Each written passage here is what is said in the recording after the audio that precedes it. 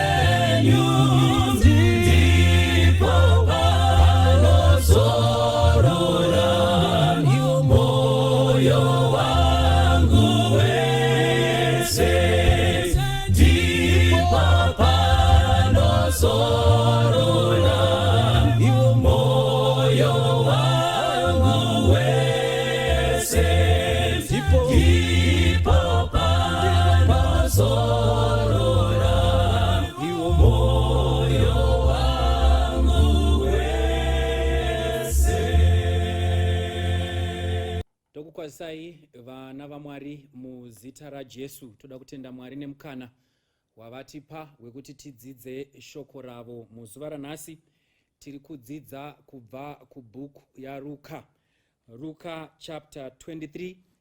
Ruka chapter 23. Tinoda kutenda vari kutovhura mabhaibheri, tichivhura mabhaibheri tichienda pana Ruka chapter 23. Toda kudzidza kubva pavhesi 39 tonogumira pavhesi 43 kubva pavhesi 39 tichinoguma tiri pavhesi 43 muzuva ranhasi. Bhaibheri shoko raMwari rinoti, mumwe wavatadzi vakanga vakaturikwa wakamutuka achiti, hauzi Kristu here? Uzviponese nesuwo. Mumwe akapindura akamurayira achiti, hautyi kunyangwe naMwari kani, zvauri pakutongwa kumwe naye. Kana tiri isu takaitirwa patakafanirwa napo, nokuti isu tinopiwa zvakafanira mabasa edu, asi uyu haana kuita chinhu chisakafanira. Ipapo akati, Jesu mundirangarire kana mosvika muushe hwenyu. Vhesi 43. Iye akati kwaari, zviro kwazvo nhasi uchava neni muparadhiso. Mwari varopafadze kuverengwa kweshoko ravo. Ngatinamatei. Baba vedu vari kumusoro kudenga, muzita raJesu tinotenda nyasha dzamatiitira kuti tiverengwe pakati pavapenyu. Patinonzwa shoko renyu Mwari, dai tingaswedera pedyo nemi, ukama hwedu huvandudzwe. Muzita raJesu akatifira pamuchinjikwa akamuka, tinonamata tichiti amen. Passage yaiswa pamberi pedu yatichadzidza zuva ranhasi ndeimwe yemapassages anonakidza, anoburitsa pachena basa raJesu rekushandira kana kurwira ruponeso rwemunhu. Saka patsoka dzemuchinjikwa pane mapoka aripo. Pane boka riripo riri kuchema pamwe naJesu, riri kumunzwira tsitsi nekurwadziwa pamusoro pekurwadziwa kwaari kuita. Asi pane rimwe boka riri kutodaidzira kuti ngaafe. Pane boka riri kudaidzira kuti ngaaurawe. Hazvishamisi kuti pakati pevanhu vari kudaidzira kuti ngaaurawe patori nevamwe vaisataura asi vakapiwa chipo chekutaura naJesu. Asi vapuwa chipo vanoabhusa chipo, votanga kudaidzira kuti Jesu ngaaurawe. Zvinoitika mukati meupenyu kuti unoitirwa zvakanaka naMwari, asi chikomborero chacho wachipiwa, unochishandisa kutuka zita raMwari. Chenjera munhu washe. Hazvitoshamisi kuti pane vava vari kuti ngaaurawe pane mheta makumbo dzazotokwanisawo kufamba kuuya pagorogota, nekuti dzakatasanurwa makumbo nenzwi raJesu. Ndidzo dziri kutodaidzirawo dzichiti ngaaurawe. Kungotaurawo hangu kuti pamwe wapuwa chikomborero chacho hausi kuchishandisa here kutotuka iye Jesu nyakukomborera. Saka handisi kuda hangu kutaura pamusoro pamapoka aya. Sumudzai meso enyu neni tiende pavarume vatatu vakarembera pamuchinjikwa. Sumudzai meso enyu neni vana vaMwari. Pane michinjikwa mitatu yakamira pagorogota. Pane michinjikwa mitatu iri ipapo, varume vatatu vakarembedzwa. Bhaibheri shoko raMwari richitozadziswa, he was numbered among the transgressors. Jesu ari pakati kuruboshwe nekurudyi kwake. Kune varume vanotonzwisisa kusarurama kwavo. Ndoda kuti tingotarisa vhesi yekutanga iri kuti mumwe wavatadzi vakanga vakaturikwa wakamutuka achiti, hauzi Kristu here? Kana iwe uri Kristu, pane zvatoda kuti uite zvinhu zviviri. Tanga wazviponesa iwe, but kana watiponesa usati kanganwawo. Uyu muchinda uyu toda kuti mutarise mavara ari kushandiswa naLuke paari kunyora vhesi iyi. Ari kuti mumwe wavatadzi. Vara iro rekuti vatadzi ukarinzvera zvakanaka rinongoreva kuti ane evil doer, muiti wezvakaipa. Haazorori kutadzira Mwari. Kana ari kutozorora ihope dzamuzorodza muupenyu hwake kutadzira Mwari. Ndoda kuti mutore vara iroro nezvarinoreva muriise padhuze. Ndoda kuti murienzanise nerekuti Kristu. Vara rekuti Kristu izita rakapuwa Jesu kuratidza basa rake raakauya kuzoita. Christ the anointed one. Kristu akazodzwa achizodzerwa kuponesa vanhu. Vara iri kana zita iri rainyanya kushandiswa Kristu ari mutemberi. kunze muNazareta ndoma ainzi Jesu asi vari muchechi vaimuti the Christ. Saka ndoda kuti muone zviri kuitika. Zita rekuti Kristu is a temple term. Ivara rinoshanda musinagogi, ivara rinoshanda muchechi. Chaakundishamisa vaparidzi. Ene ivhudhuwa muiti wezvakaipa ndiye ari kushandisa zita raKristu remuchechi. Saka zvoreva kuti muchinda uyu was a church going evildoer. Waiva munhu aienda kuchechi asi ari muiti wezvakaipa. Kuti rimwe gumbo riri kuchechi rimwe riri panze.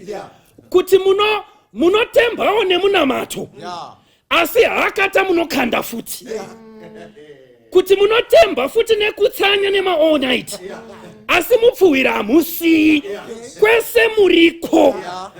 Muchinda uyu anotidzidzisa chinhu ichi kuti upenyu hwemuKristu ngaubude pachena. Uri wani iwewe? Ndosaka umwe mukuru akazombobvunza akati, vedwe muchakamhina kusvika rinhiko muri pamufungo muviri? Kana Mwari ari Mwari, madii mamunamata. Asi kana Bhaari ari iye Mwari wenyu, vamunamatei. Nguva ino iyi vana vaMwari handiyo nguva yekuramba tichienda shure tichidzokera mberi, tichienda ruboshwe tichienda kurudyi. Yanguva yekuti tirevese.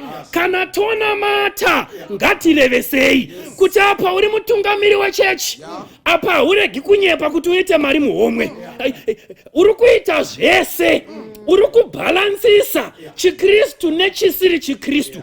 Saka iyi mbavhai uyu mutadzi uyu ari kutiyambira kuti ukararama muraramiro uyu kufa kwako kunogona kuzonyadzisa. Mwari vachitiitira zvakanaka. Dai Mwari atibatsira vana vaMwari. Tamira panzvimbo dzedu nekusatya. Tinonzwa vanhu vachiimba parufu ini vachiti mira panzvimbo usacheuke.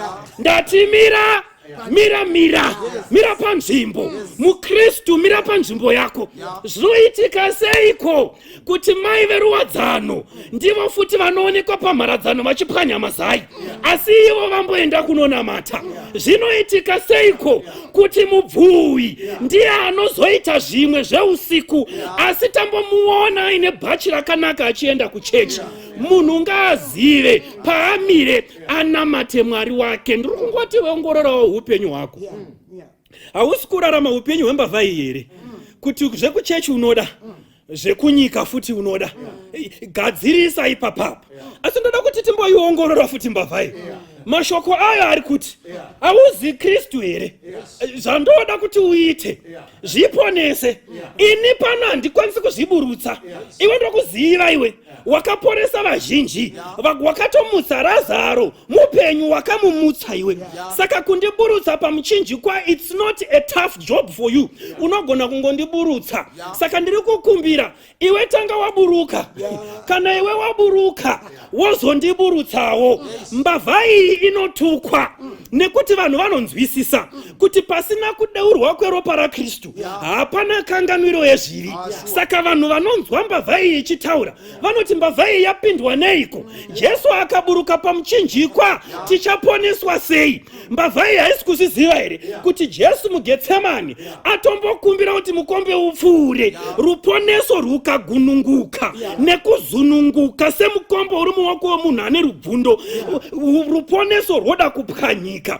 Saka ari kukumbira Jesu kuti aburuke. Kana Jesu akaburuka, isu yafa kwedu hatiponeswi nekuti kanganwiro yezvivi iri pakudeuka kweropa. Pauro kana achitaura kunonzi kusunungurwa mubhuku ravaEfeso anoti redemption is the forgiveness of sins. Kuti kuregererwa, kudzikinurwa, zvo ndikoko kunongonzi kuregererwa kwezvivi. Saka iwe unogokumbira Jesu kuti aburuke sei? Vanhu havanzwisisi kuti mbavha yarwadziwa. Regai ndingokuudzai zvaiitika pamuchinjikwa 2 minutes.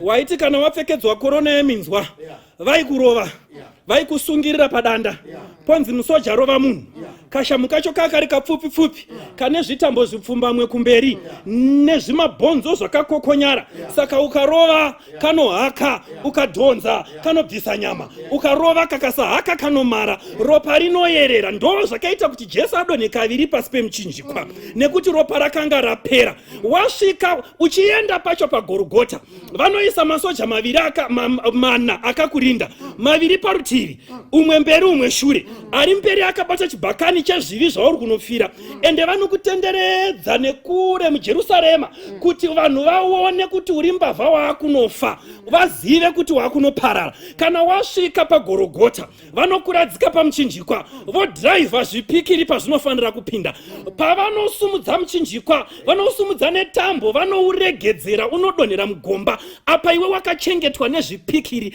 Kana wapa muchinjikwa pacho ukandirega ndimbozorodza maoko wasastena muviri wese nechipikiri 1 chiri kutsoka diaphragm yatsikirirwa ukatirega ndimbozorodza diaphragm wasastena muviri wese nezvipikiri zviviri. Saka munhu ari pamuchinjikwa anenge achiita siso up and down. Saka muchinda uyo akaita this experience akati ndaneta Jesu ndarwadziwa neupenyu buruka iwewe undirangarirewo.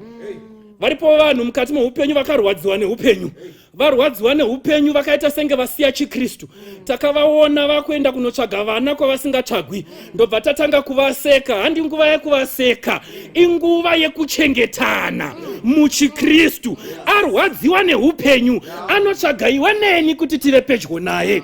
Maivapo imi makofini maviri avabereki vemusikana uya achiburuka achishererwa maivapo imi mukatomuona akabata vanin'ina vake muchitotaurirana ndiye mukuru asara anofanira kuchengeta vana maivapo. Asi musi wamakafuratira guva makafuratira nevana iko zvino maakumuona apfeka zvisiketi zvake zvinokwezva varume kwete kuti anoda kunakirwa asi nekuti ndokuri kubva sadza maakumuseka maakutonongedzera vana venyu muchimushandisa semuenzaniso kuti usaita saningi but where were you when she needed you? Maivepi vana vaMwari, now is the time to be each other's brother's keeper. Ngatichengetanei mukutenda. Chinzwa verse 40. Verse 40 inoti kudi mumwe akapindura akamurayira achiti hautyi naMwari kani hautyi naMwari kani zvauri pakutongwa kumwe naye hautyi kunyangwe naMwari kani. But ndoda kuti murangarire chinhu ichi vateereri. Aya mapoka mairi rimwe boka ndo ratatoona iri but boka iri rinotenda muminana. Uyo ari kuda kuti Kristu aite munana aburuke pamuchinjikwa kuti iye atende kuti ndo Kristu. Zvondirangaridza Mateo chapter 4 pane umwe anotaura semutadzi uyu nekuti iye akati kana uri mwanakomana waMwari sandura chingwa mumatombo kureva kuti itamunana kuti nditende. Mwari haakwalifaiwe kuva Mwari nemunana. Saka boka iri rinotarisira munana kuti ritende. But chinzwa varume ava vatadzi. Kana ukatoverenga mavhesi ari pamusoro vese vari vaviri vakatomboseka nekutsvinyira Kristu. But chaakundinetsa uyu wekutanga ati kana uri Kristu kureva kuti aenda kuchechi. But wechitu ati hautyi kunyangwe naMwari. Language yachinja. Uyu haasi munhu ndiMwari. And anoziva batai mashoko zvikanzi hautyi kunyangwe. Keyword ndi kunyangwe kureva kuti zvimwe zvose hatityi. But kana paine chinhu chatofanirwa kutya ndiMwari. But iwewe hauvhunduki Mwari se regai ndimbokupai nhoroondo yembavha idzi kana kuti vatadzi ava. Timu yevatadzi ava ring leader aive Barabbas. Barabbas ndiye atotorerwa chinzvimbo naJesu.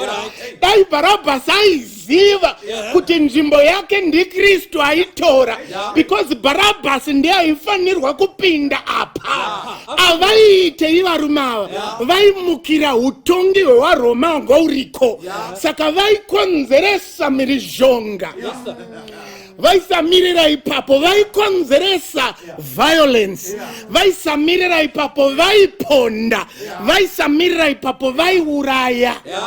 But chinzwa kana akutaura zvikanzi iwe hautyi kunyangwe naMwari kani, nekuti isusu tiri kutongerwa zvatakaita. Mutadzi, but ari kubvuma chinhu chinonzi justice. Tiri pano nekuda ai Barabbas anga ari pari kunzwa nhaurirano. Tiri pano nekuda kwekuita kwedu, asi uyu ndichigere kuona munhu anopupurirwa zvakanaka nemahedhe nekumaraini. Kuti matipashaika mari pana pabiwa ayo, ime hamoni kuti uyu hawanikwe kunzvimbo idzi. Mutadzi ari kupupurira, saka kureva kuti kuchechi aitoenda. Which means kune vanhu vanoenda voziya kuti ndiMwari asi vanoramba vari muzvivi zvavo. Uyu akuti aiwa zvivi zvedu ndo zvatisvitsa pamuchinjikwa, asi uyu patairova vanhu vangasikoma ende haisi type inorova vanhu imani. Iwe ukamutarisa unoti type ingaponde munhu here, hauoni kuti haasi here uyu ndiMwari uyu. But agomere ipapo chikanzi anofanirwa kutyiwa. Kana paine mharidzo hombe yandakambonzwa imharidzo yemutadzi uyu. Mutadzi uyu ari kutoziya, because mukaverenga Muparidzi, Ecclesiastes chapter 12 verse 13 inoti, now let us hear the conclusion of the whole matter. Fear God. Hautyi Mwari kani. Fear God and keep his commandments, for God will bring into judgment every deed, whether it was good, whether it was bad. Saka mutadzi uyu ari kubvuma kuti ndiri pano nekuti ini ndakaipa, ende zvandakaita zvose zvakaipa, asi handikumbiri kuti mundiburutse. Let me pay the sentence of my sin. I am happy because ndakazviita. Nyika nhasi inoshaya vanhu vano accept responsibility and accountability. Nhasi ini ndikararama upenyu hwemhindupindu ndasungwa, unonzwa vachiti vari kunditi ndakaba. Aiwa baba, musati vari kunditi, itai kuti ndakaba. Vana vechikoro ndoona dzimwa wadzokerei kuchikoro vanhu vari kuti vari kunditi ndanchiputa fodya. Vhuma uyu mutadzi uyu accept responsibility. But rega ndikuudze, he knows kuti mutadzi uyu anoziva kuti justice shure kwayo kune nyasha. Nekuti justice mutemo unoenderana nenyasha, saka nyasha hadziwanikwi mukuramba justice. Chitoripo kubvuma justice kuti ini ndiri mutadzi ndega ndigone kuzvibatsira. Saka ende mukatarisa patanga kutaurwa nemutadzi wekutanga, Jesu haana kana kudaira kana kumutarisa. But panotanga kutaurwa nemutadzi wechitu, varume ava vese vari vatatu vari kurova siso. But Jesu anoti mira, mashoko akutaurwa aya haasisiri ordinary seuyu. Uyu anoda mapipi, uyu anoda masaramusi, asi uyu ari kutenda kuti aiwa imi muri Mwari. Mumaminitsi mashomanana aya tiri kufa, asi ndoda kuti muziye tisati tafa kuti ini ndinotenda kuti muri Mwari. Kandibvunze iwe muteereri, unotenda here muna Mwari? Kana kuti unotarisa mukungwara kwako, unotarisa mukushingaira kwako, unotarisa muhama dzako, unotarisa mumari yako, unotarisa mune vanogona kubatsira? Uyu mutadzi uyu ari kuti ndega handigoni, zvinotoda imi Mwari. Zvikanzi Mwari munoitwa sei? Munofanirwa kutyiwa. Zvakazarirwa chapter 14 verse ya 6 uchidzira. Zvino ndakaona mumwe mutumwa achibhururuka ari pakati pedenga aine ivhangeri isingaperi, ndokudanidzira nenzwi guru akati kudii?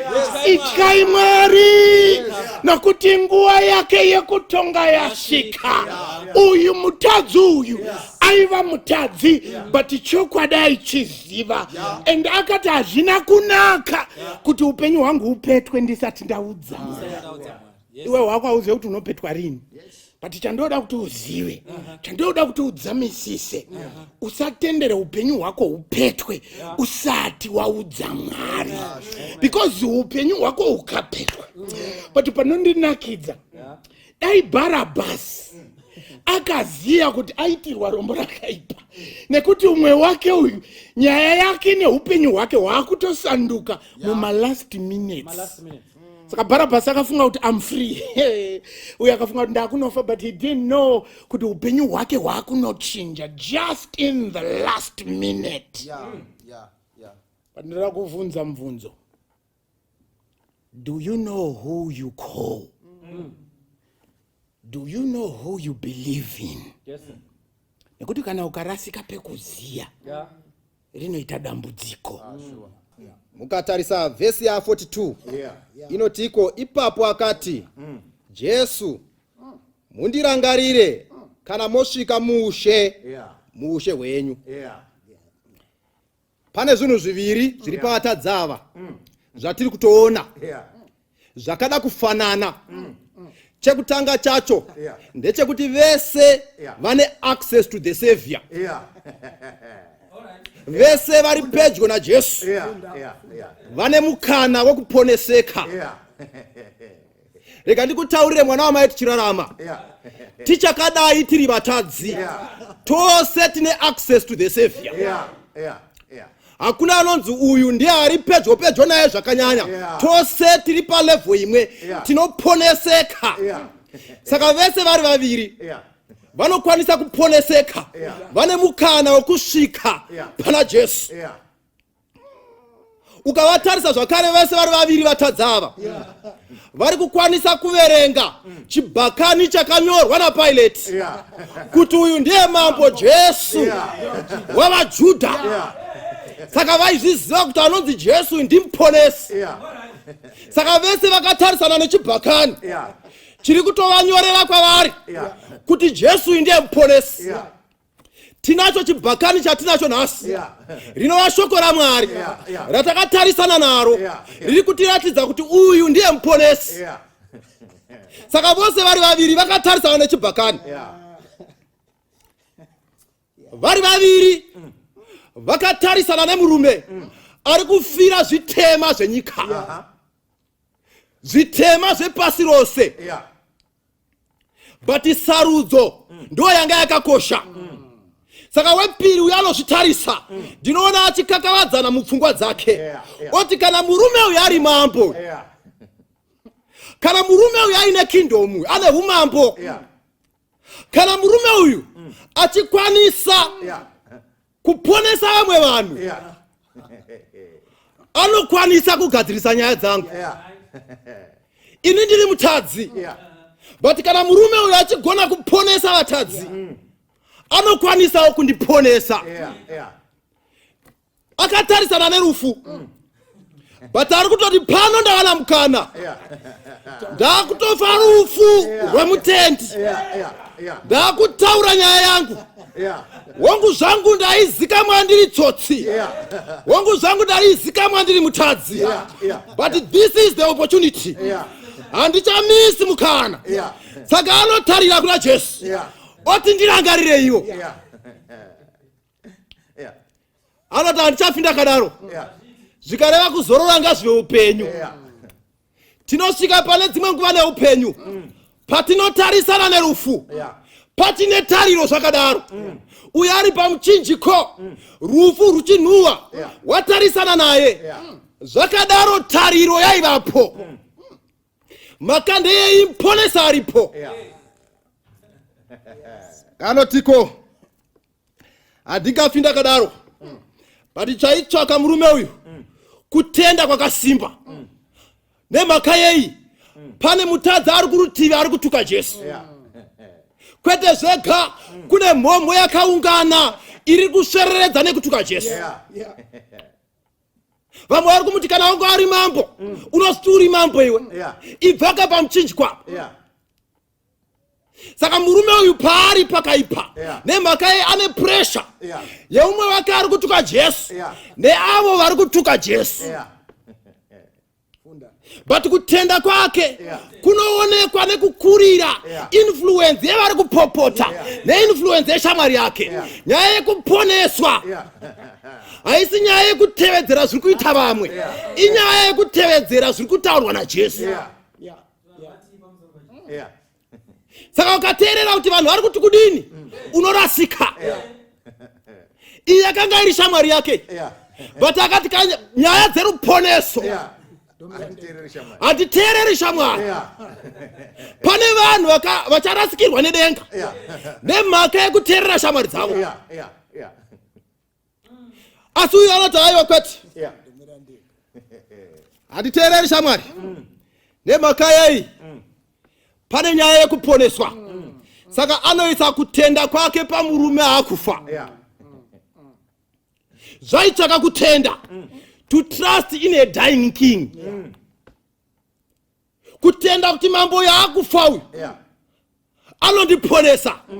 Ndikanibotaura newe mwana wamai, kana mbavha yakatenda in a dying king, what more about isusu tinotenda in a resurrected king.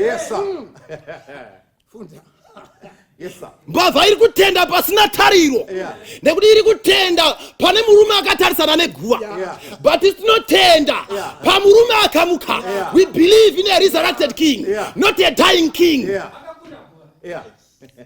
But mbavha iyi iri kuti zvakadaro murume uyu ndinotenda maari pane tariro. Kunyange atinoradzikwa mumakuva pane tariro.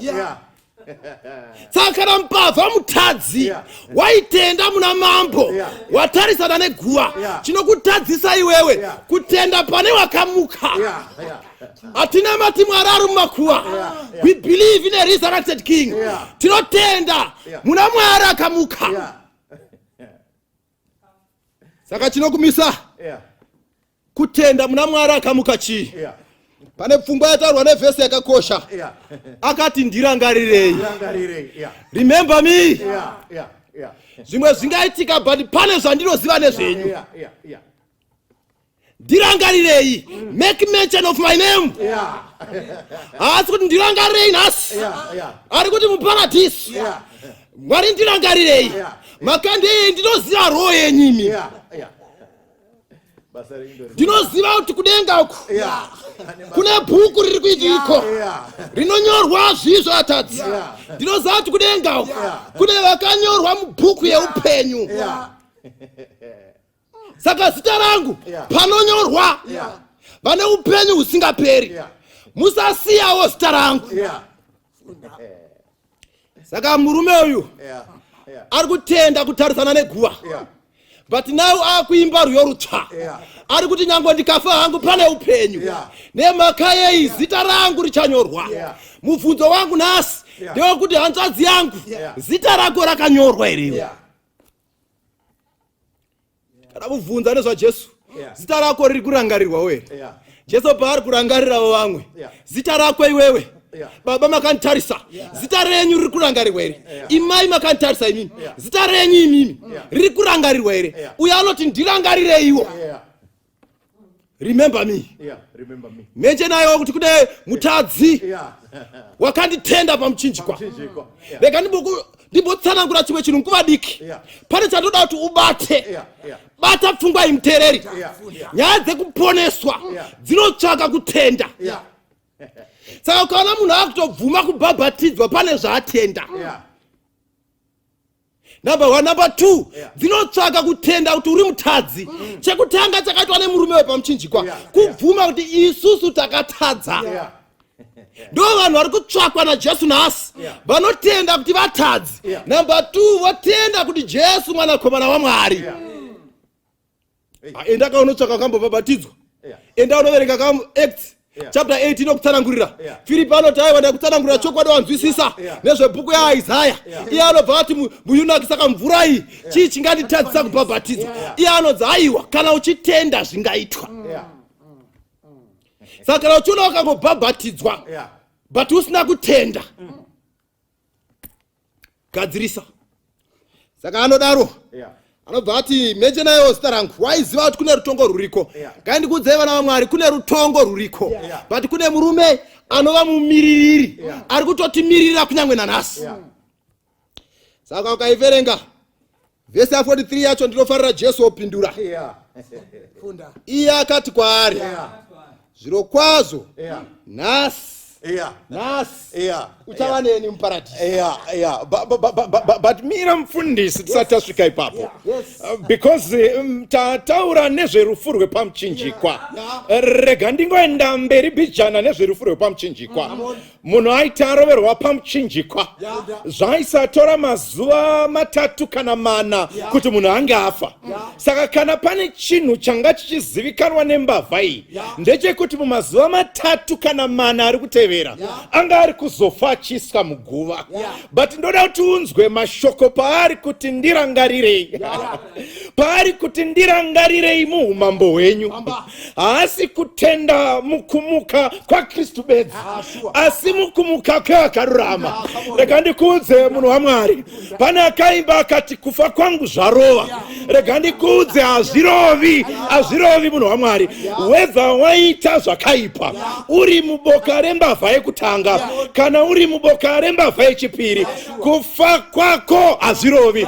Pane zuva rerutongo. We suffer justly for our deeds. Pane musi Kristu paachauya aine mubayiro maererano nezvaakabata. Kufa kwako hazvirovi. Pane vandakanzwa upenyu hwaoma vaparamura mhosva dzisingaiti. Chavakafunga kutora upenyu hwavo vakafunga kuti kufa kwavo zvarova. Rega ndikuudze kufa kwako hazvirovi. Saka mbavha yepiri yaizviziva kuti ndandiri mbavha ndandiri gororo, hazvisi kuzorova nekufa pamuchinjikwa. Zvoda ndiite wirirano naKristu ndichiri mupenyu. Zvoda ndigadzirise ndichiri mupenyu, nekuti seri kweguva hakuna munamato, hakuna anorevererwa after wafa, hakuna unopfuura kana wafa. Zvoda uri mupenyu hamamudikani, uchiri mupenyu wakateerera chirongwa sazvino, zheve dzichiri kunzwa mharidzo ichitaurwa, tose takateerera uchiri kunzwa. Ndonguva yekugadzirisa. Zvikanzi nembavha, remember me.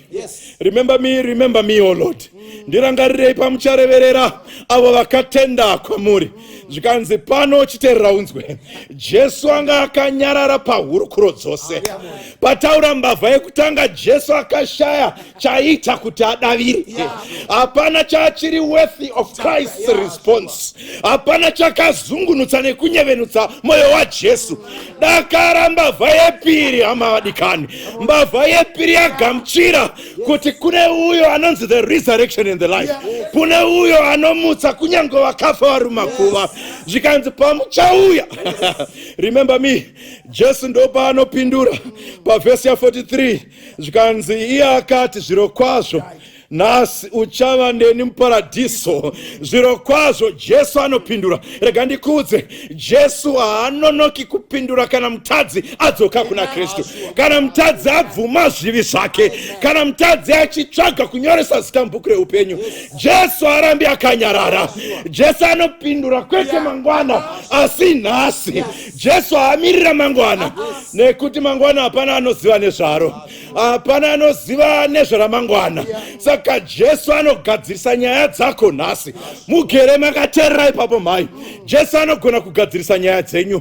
Murere panhovo yamuri muchipatara mai, Jesu anogona kugadzirisa nyaya yenyu muri ipapo nhasi. Haamiriri mangwana, nhasi anonyoresa zita renyu mubhuku reupenyu. Anobva ati Jesu achipindura, zviro kwazvo ndinoti kwauri nhasi ndo panopindura Jesu. Saka kana mutadzi ari muzvivi, Jesu haana nguva yekunangisa zvakadaro. Mbavha ichiri kutapirirwa muupenyu hwechivi, Jesu haana nguva nemutadzi akadaro.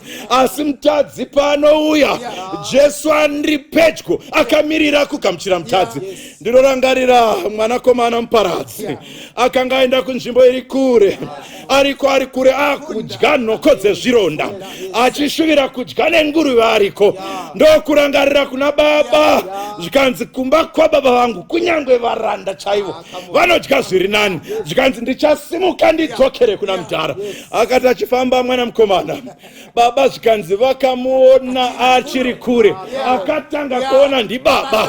Mukomana asati aona kuti mudhara vagere pasi, asati aziva kuti mudhara vakatsamwa here, vasati vaziva kuti mudhara vane hasha dzakadii. Baba vanga vakutomhanya vari kure kundogamuchira mwanakomana ngaadzoka kumusha. Rega ndikudze kana mutadzi adzoka kuna Kristu. Jesu ndo zvaakafira pamuchinjikwa, ndo papari pachikwekwenhero chezano reruponeso. Pamuchinjikwa paanga ari kuzadzisa zano reruponeso. Saka paakangotaura zvikanzi zviro kwazvo nhasi.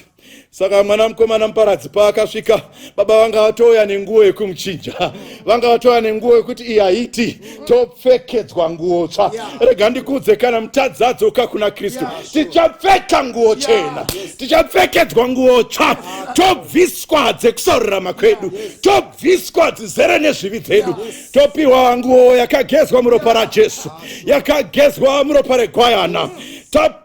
Tapinda mumasambara. Zvikanzi zviro kwazvo, ndichava newe muparadhiso, ndichava newe muparadhiso. Saka mbavha yanga yakatotarisira kuya kwaJesu kwechipiri. Haleluya sangano. Yanga ari mutendi aitarira kuya kwaJesu kwechipiri. Yanga isiri mbavha yakafanana nedzimwe, yaitenda muna Jesu anouyazve.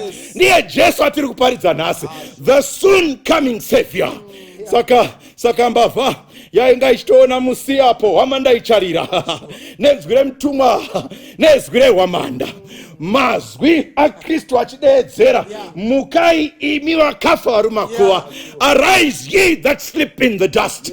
Saka mbavha yanga ichitodawo kuti paguva payo, nekuti rufu rwaro rwasara mazuva mana kuti risvike, but chaanga kugadzirisa chachisiri chemusi uyu. He was not looking at the immediate but into the future. Anga asiri kutsvaga kudzikinurwa pazvipikiri musi uyu, asi kudzikinurwa pazvivi musi Kristu achauya. Zvikanzi nembavha ndirangarirei, anga akatarisa pamusi wekuuya kwaJesu. Makuva achimuka, chaida kuti paguva rake pandonyorwawo mashoko, inscription meet you on the resurrection morning. Anga achida kuti paguva pagonyorwa, tosangana pamangwanani akanaka, apo Kristu achidzika nemakore, achitsemura denga nemheni, akagara pabhiza ranyorwa King of Kings. Zvavakamboramba pachibhakani chepagorogota, chauya akanyorwa, achideedzera vakafa muna Kristu vachimuka nembavha inenge ichipo.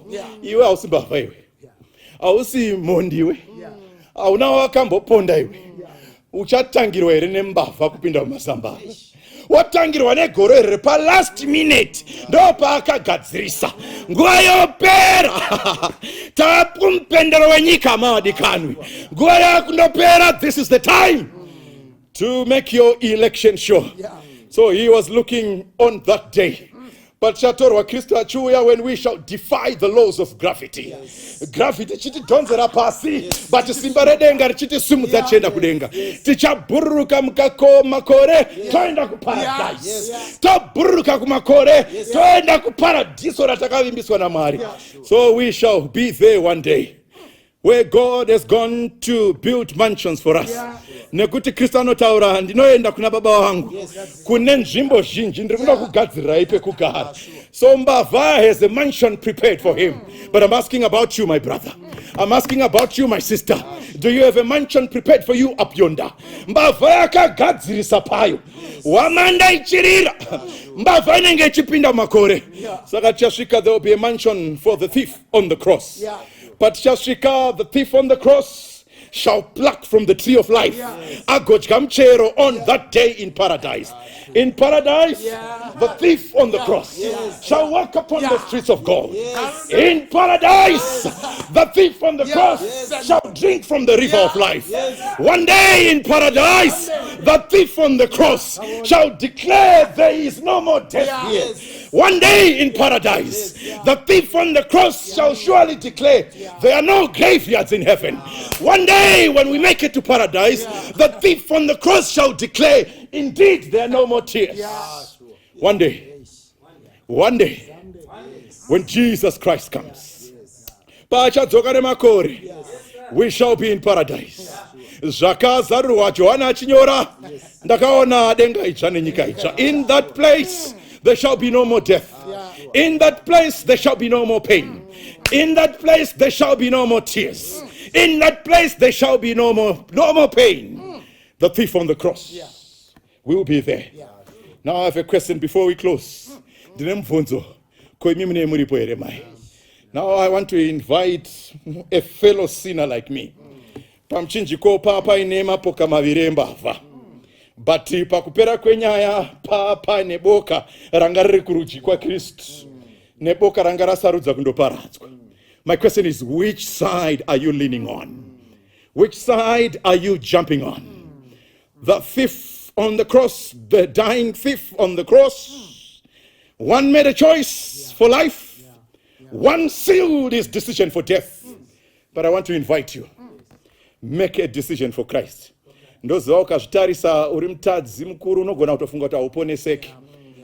But the message of the cross inotiratidza kuti you are not far away from the blood of Christ. So close to the Savior. He is hanging on the tree for your salvation. But beyond that, ari munzvimbo tsvene-tsvene achireverera kuregererwa kwezvivi zvako. Asati apedza basa. Asati adedzera kuti zvaitwa zvapera. Akanaka anga agara akarurama. Wakaipa arambe akarurama. Asati adedzera, today is the day to make your choice. Aripo ere?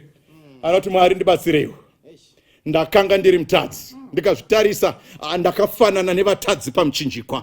As I want to be like the dying thief on the cross, remember me. Remember me. If you are there, mfundisi, ndinoti mutinamatire. Commit us to the Lord. I am here. And I'm saying, Lord, when you come in your kingdom, remember me. Gati namatei. Mwari vari kumusoro kudenga, tendwai rumbidzwai nokuti nyasha dzenyu dzinogara nokusingaperi. Amen. Toda kutendai neshoko renyu raiswa pachena. Tiri vatadzi toga hatizvigoni. Tinotoda imi muponesi kuti mutiponese. Tidzikinureiwo nekuti takanura mumadhaka takanyura. Tisimudzei mutisambe mutimise padombo. Dombo rinonzi Jesu. Chivi chakatitora ndokutinyudza mumadhaka. Asi Mwari ngavaongwe nekuda kwaJesu. Nekuti iye ari Mwari haana kuona chiri chinhu kunzi Mwari. Asi akauya akafuka umunhu kuti atidzikinure. Tinofara nekutenda Mwari. Nhasi tinotenda mushoko iri. Nokuti shoko renyu rinoti ani nani anotenda achawana upenyu usingaperi. Nesuwo tinotenda mushoko iri. Tinyorei mubhuku renyu reupenyu. Apo muchauya tigorangarirwa. Tanamata kwete nezita romunhu asi nemuzita raJesu roga. Nokuti ndiro roga ratakapiwa pasi pedenga kuti kana tikadana naro tigoponeswa. Anotenda wose ngati amen. Amen. Amen. Pamchinjiko wakatifira, akatichenura zvitema, ropa rake rakawerera, biri kunaye, biri kunaye, biri kunaye.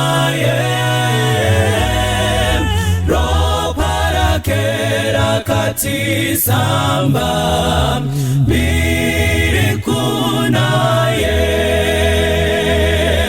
ruponeso runoshamisa, Jesu ari kugara neni, pamchinjiko akanditora, biri kunaye, kunaye, biri kunaye, ropa rake rakatisamba, biri kunaye, tsime rinobvisa zvitema, ndinofara nawaMwari. Jesu andichenura mbiri kunaye, mbiri kunaye, mbiri kunaye. Roba rake rakatisamba mbiri kunaye. Kutimera kanaka chiunze kuna muponesi pinda monasi uperere mbiri kunaye, mbiri kunaye, mbiri kunaye.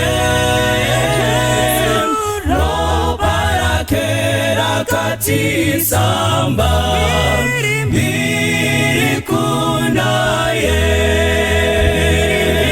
mbiri kunaye, mbiri kunaye. Roba rake rakatisamba mbiri kunaye,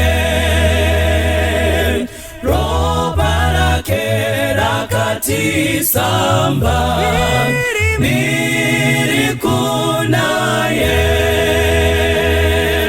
Roba rake rakatisamba mbiri kunaye.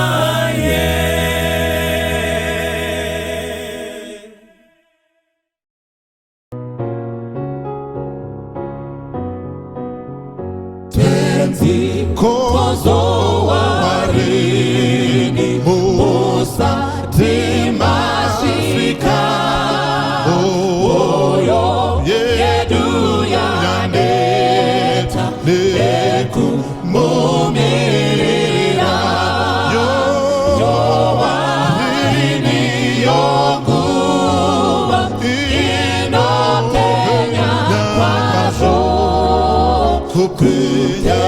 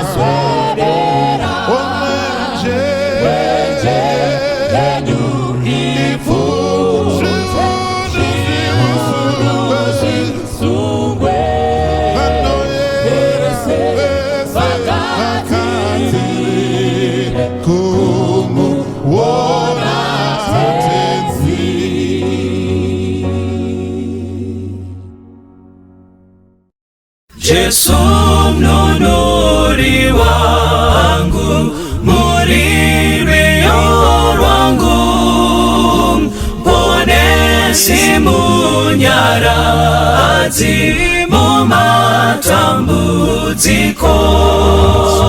Jesu mnunuri wangu, muririo rwangu, handina imwe hama inopinda imi, muri chishangu changu muupenyu wese, kana ndava mudima apo ndinochema.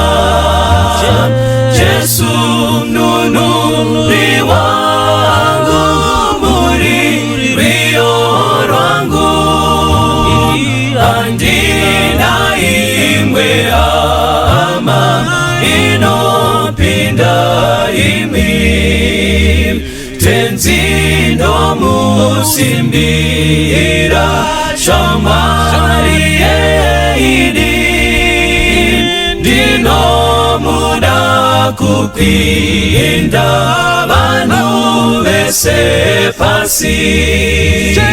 Jesu mnunuri wangu, muririo rwangu, handina imwe hama inopinda imi, muri rufaro rwangu mupasire dima, nofara nemikwazo mudangairo renyu. Jesu mnunuri wangu, muririo rwangu, handina imwe hama inopinda imi. Jesu mnunuri wangu, muririo rwangu, handina imwe hama inopinda imi.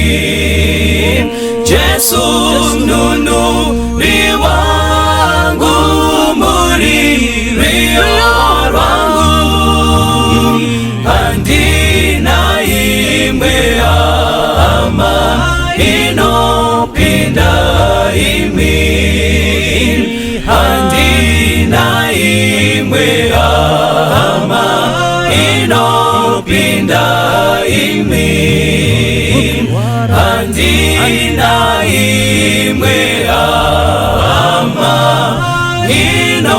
inopinda imi.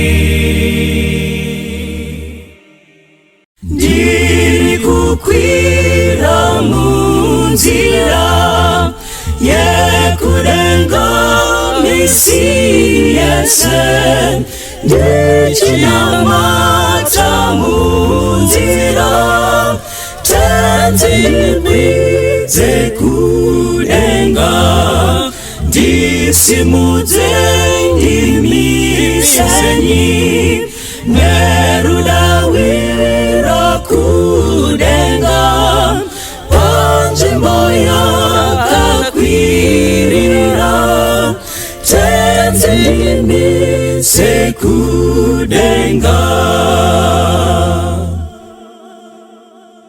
Ndiri kukwira munzira yekudenga misi yese, ndichinamata munzira tenzi ndikwidze kudenga, ndisimudze ndimisenyi, nerudawira kudenga, panzvimbo yakakwirira kakwirira tenzi ndimise kudenga handili zangu kugara apo pane kupokana asivamwe vangagara ini ndinoda kusoro ndisimute ndimisenyi nerudawira kudenga panzvimbo yakakwirira tenzi ndimise kudenga ndoda kugara kudenga kana satana ndinetsa rudairo rwangu rwese ngerwe kugara kudenga ndisimudze ndimisenyi nerudawiro kudenga panzvimbo yakakwirira tenzi ndimise kudenga ndoda kukwira kumusoro ndione kupenya kwenyu ndinonamazira kuti tenzi ndimise kumusoro ndisimudze ndimisenyi nerudawiro kudenga panzvimbo yakakwirira tenzi ndimise kudenga ndisimudze ndimisenyi nerudawiro kudenga panzvimbo yakakwirira tenzi ndimise kudenga panzvimbo yakakwirira tenzi ndimise kudenga panzvimbo yakakwirira tenzi ndimise kudenga panzvimbo yakakwirira tenzi ndimise